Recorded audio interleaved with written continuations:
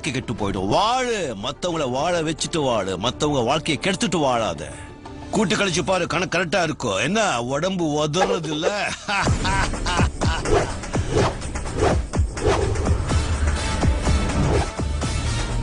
இது எப்படி இருக்கு?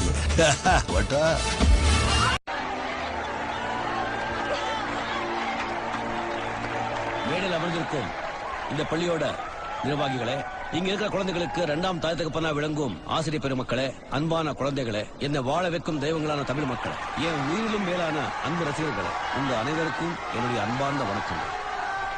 எனக்கு முன்னால பேசுறவங்க சொன்னது போல இப்படி ஒரு பள்ளிக்கு நான் வருவேன்னோ உங்க முன்னாடி நிப்பேன்னோ நான் கூட நினைக்கல. நீங்க எல்லாரும் என்ன பாக்குறதுக்காக இங்க வந்திருக்கீங்கன்னு நினைச்சிட்டு இருக்கீங்க.